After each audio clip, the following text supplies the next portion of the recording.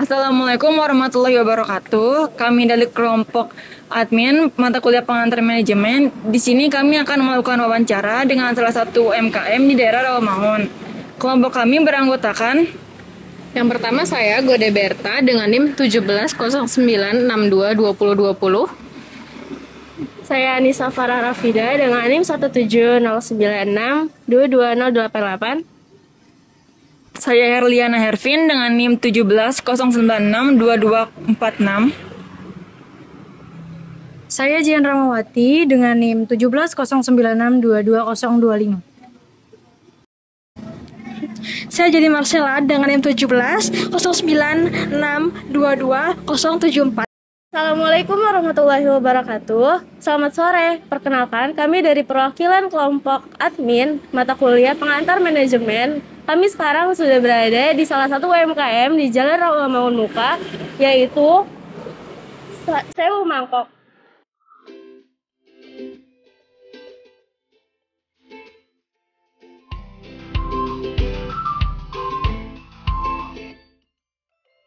Nah, jadi kami di sini nggak sendirian.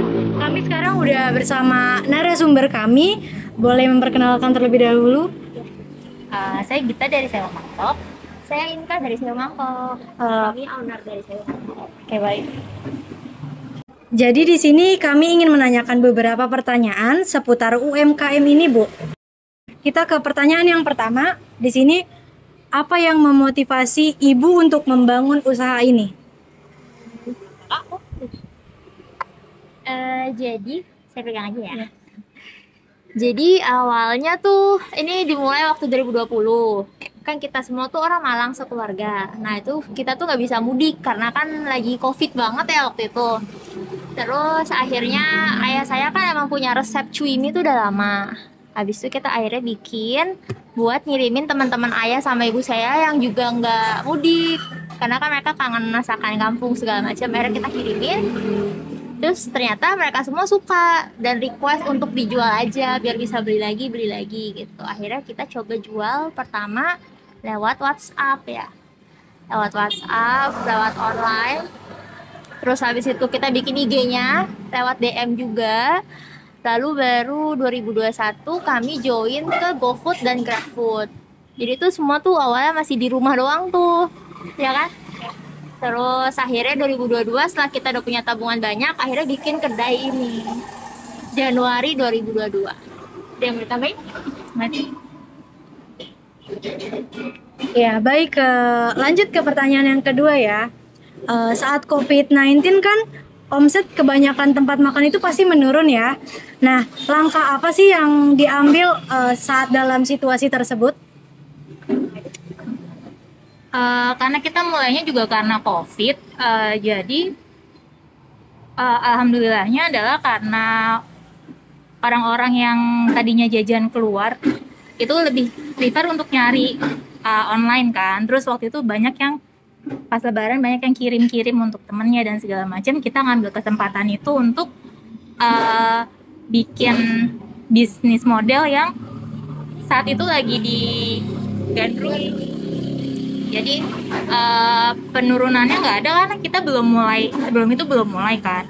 Terus untuk memanfaatkan situasi itu, jadi kita bikinnya online dan ditawarin untuk kesempatan melalui kesempatan orang-orang yang ingin ngirimin ke temennya dan segala macam. Baik. Lanjut ke pertanyaan yang ketiga. Adakah kendala yang Ibu hadapi gitu saat memanage uang? Seperti misalnya saat merencanakan berapa modalnya, berapa target keuntungan, atau cara tanggap untuk menutupi sebuah kerugian gitu.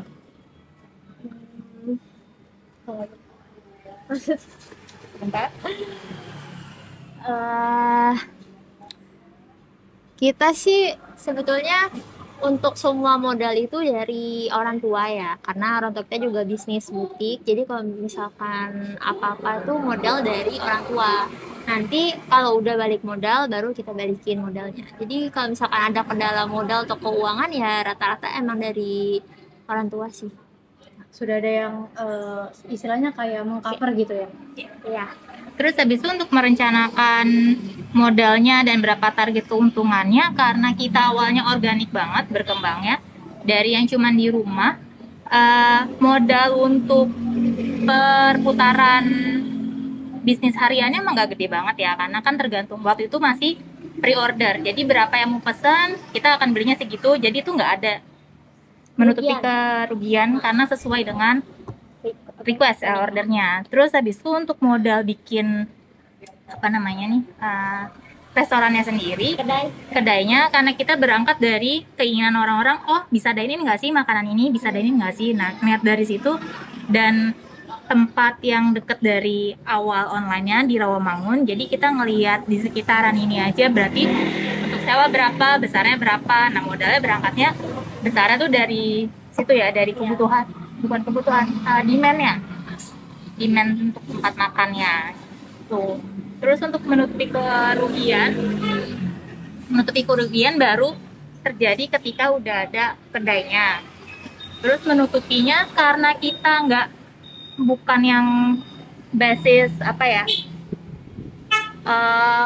depannya gede, terus habis itu nanti ternyata di depan dapatnya berapa gitu, ternyata nggak nutup, itu kita depannya nggak gede banget ya, jadi kayak beneran belanja per hari dan modal untuk usahanya sendiri tuh Mulai dari kecil, karena masih kuantitinya UMKM. dikit, lama-lama kuantitinya dibanyakin.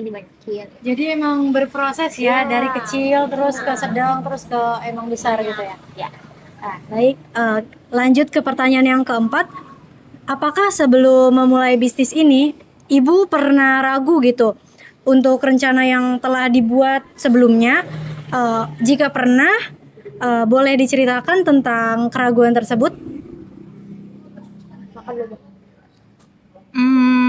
Ragu, iya sih, karena ini bukan rencana awal kita untuk terjun ke dunia F&B ya, kuliner. Terus karena basicnya masing-masing kita beda banget, dia komunikasi, terus kerjanya juga di bidang fashion, retail, segala macam. Saya arsitek, kerjanya di arsitek gitu kan. Cuman karena udah punya basic resep, abis itu ada pelanggan yang pengen makanan itu, jadi kita mulainya dari situ. Jadi keraguannya tertutupi dari demand orang-orang di sekitar kita sih. Ragu sih pasti ya, apalagi tuh yang pertama getol banget bikin ini tuh ayah. Jadi yang dari pertama nyariin tempat segala macam tuh ayah. Awalnya kita ragu mau tempatnya di sini. Ini tuh dulu rumah banget sebelum dirombak jadi kedai kayak gini. Kita awalnya tuh mau yang udah tempat jadi aja kayak ruko segala macem, tapi harganya memang jauh lebih mahal dibanding ini. Saya kira ya udahlah, kita dari keraguan itu kita diskusi, kita breakdown rencananya kayak gimana. Akhirnya udah yakin pasti, akhirnya dibangunlah kedai ini. Jadi memang banyak banget yang dikorbanin gitu ya, dan emang pertimbangannya emang banyak banget gitu ya, mulai dari ngebangun dari awal lagi ini semua gitu ya. Baik, lanjut ke pertanyaan yang kelima. Bagaimana cara pengambilan keputusan tersendiri yang tersulit itu biasanya mengenai hal apa? Boleh tolong dijelaskan? Biasanya kalau ada pengeluaran besar gitu sih, kayak misalkan TV gitu, terus habis itu renovasi, itu kalau ada pengeluaran besar karena kita base-nya bukan keluarga yang banyak banget duitnya. Maksudnya kita banyak tapi kayaknya nggak kayak konglomerat gitulah ya. Jadi untuk biaya yang besar banget tuh kita perlu diskusi lagi gitu. Terus habis itu ya gitu, paling pilih opsi barangnya yang gimana caranya biayanya nggak gede banget gitu sih kalau untuk pengambilan keputusan yang besar itu. Sama paling kalau kayak masalah karyawan gitu, misalkan ada yang nggak terlalu cocok apa gimana gitu, harus diskusi lagi berempat satu keluarga, ini baiknya gimana nih karyawan ini gitu. Itu yang sulit sih.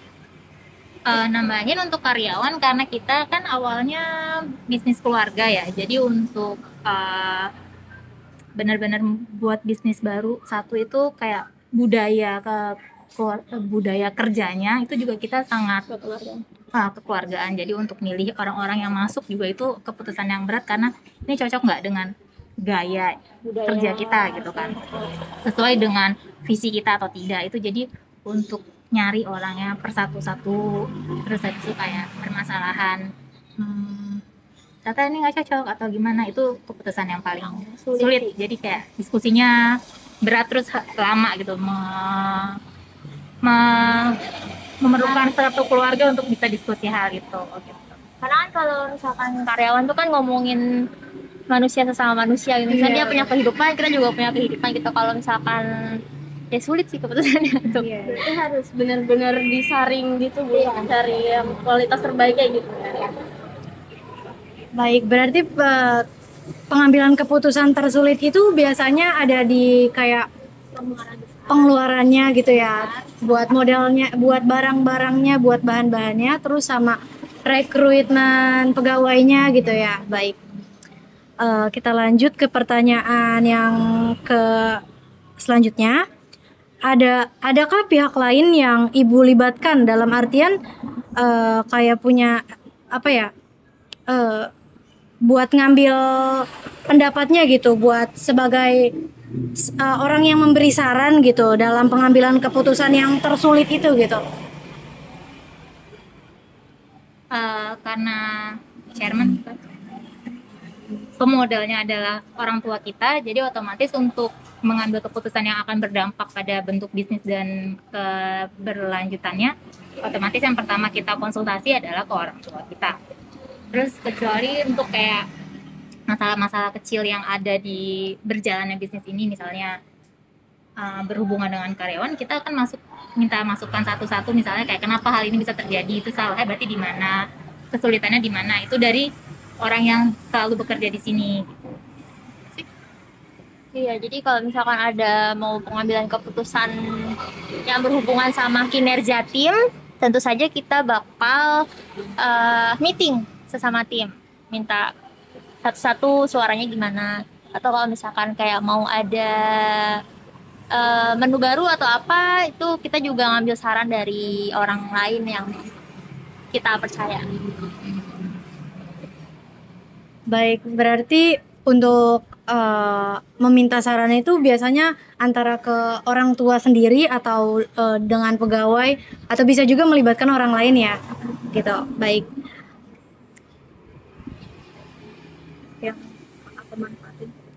Oke, untuk selanjutnya akan saya yang menanyakan ya Mbak, apakah manfaat bagi UMKM ini dengan adanya perencanaan usaha?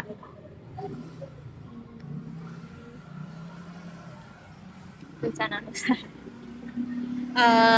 Manfaatnya sebenarnya besar ya, karena kan untuk mengantisipasi kerugian yang akan dialami ketika berjalannya bisnis, sama misalnya untuk mengantisipasi banyak hal sih, kayak misalnya apa ya, berarti nanti ke depan tuh ditujukan usaha ini akan seperti apa, itu kan berarti dari perencanaannya itu penting banget. Kalau dari kita sendiri, perencanaannya itu berjalan dengan organik karena tadi kita awalnya memang tidak berencana untuk membangun bisnis kuliner gitu, tapi jadi kita menggabungkan antara rencana dan apa ya, situasi saat itu bagaimana gitu.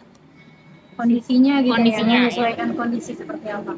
Aku tambahin juga sih penting, karena kalau misalkan kita punya perencanaan usaha yang besar sampai ke depan-depannya itu jadi ngebuat kita lebih semangat ya. Karena kayak oke, sekarang kita kedai kecil kayak gini, tapi kita punya rencana untuk nanti mungkin buka cabang, atau misalkan nanti bikin frozen food yang bisa didistribusikan ke supermarket, itu jadi ngebuat kita lebih semangat lagi gitu. Berarti untuk semua pengambilan keputusan itu perlu pemikiran perencanaan yang lebih matang lagi ya, supaya ada inovasi-inovasi baru, supaya pelanggan juga tertarik. Oke. Selanjutnya, apa yang Ibu lakukan saat modernisasi semakin maju? Seperti jika usaha Ibu ini terdaftar menggunakan GoFood, apa saja yang menjadi pertimbangan untuk kedepannya? Timbangan apa? Kayak Timbangan targetnya kan berarti gimana? Berarti lifestyle targetnya tuh kayak gitu. Yang menjadi pertimbangan, tunggu sebentar ya. Jadi karena kita juga nggak tua-tua banget ya. Jadi maksudnya bisnis modelnya juga bukan konvensional yang warung doang gitu. Emang awalnya berangkat dari online gitu. Jadi pesannya lewat online. Jadi pertimbangannya kita ngelihat kalau misalnya kita ngelihat target marketnya tuh sesuai dengan kita sendiri deh gitu. Kalau misalnya kita sendiri mesen makan tuh kayak gimana enaknya, misalnya dari yang tadinya boleh di rumah harus di rumah aja sampai boleh keluar, berarti penggunaan teknologi yang dipakai yang tadinya GoFood aja terus misalnya sekarang jadi GoFood pick up, itu kita terus ngulik terus, misalnya berarti ada perubahan apa kita harus terapkan, ada perubahan apa terus kita terapkan gitu sih. Bergeraknya lebih fluid kali ya, lebih Berarti emang menyesuaikan zaman banget gitu ya, yang kekinian banget supaya emang gak kalah gitu dari yang lainnya gitu. Dari packaging juga mungkin pertimbangannya ya dari persaingannya, kalau packaging kita kurang bagus online kan juga kurang ya, jadi semakin dibagusin aja terus gitu. Berarti kesimpulannya semakin mengikuti modernisasi itu, jadi semakin dikembangkan lagi apa-apa aja nih yang baru itu. Oke, selanjutnya, apakah Ibu pernah mengalami keterbatasan bahan produksi? Pernah sih waktu itu ya. Kayak contohnya apa ya waktu itu ya yang jarang pernah. Ini langsung contohnya aja ya, ceritanya aja. Waktu itu kayak pernah selada tuh lagi ini banget, jarang banget. Jadi tuh agak susah. Padahal selada tuh merupakan lagi pernah langka tuh waktu itu, kayak sehari 2 hari tuh. Jadi kurang gitu buat di piringnya, buat di online tuh sampai nulis notes, maaf ya seladanya lagi susah ditemuin di pasar kayak gitu. Gitu sih. sama kayak tergantung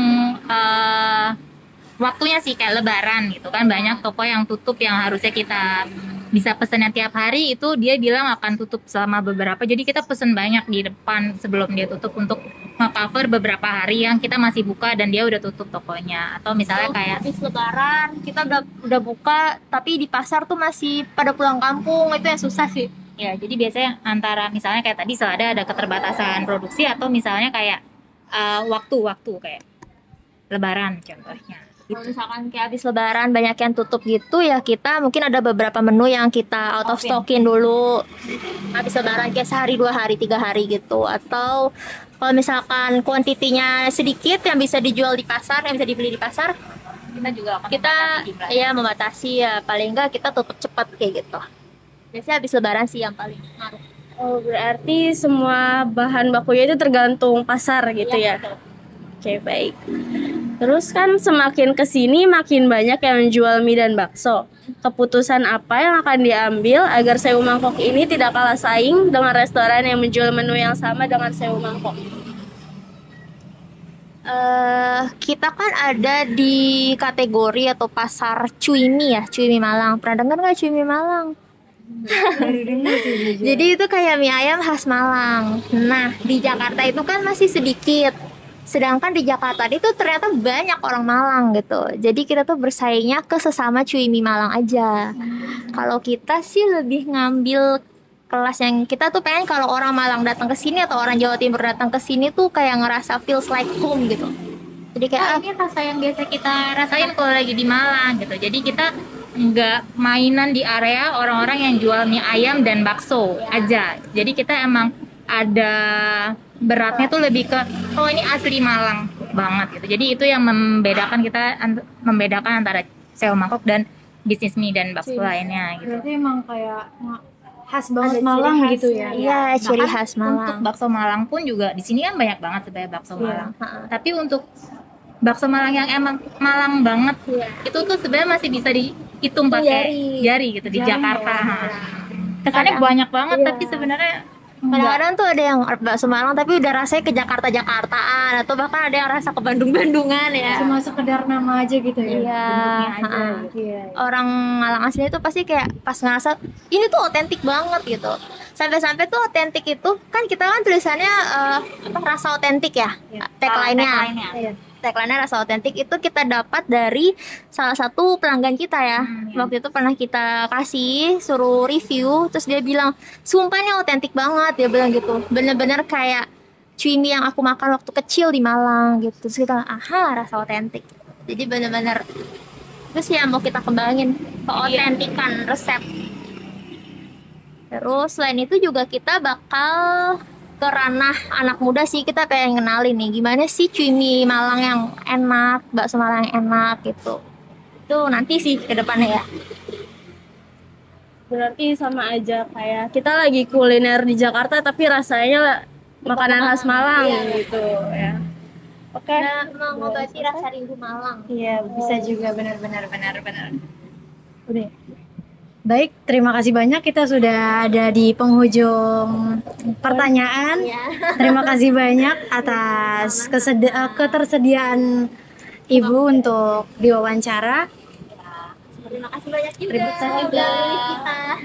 Sukses terus buat semua kelompok ini. Terima kasih banyak.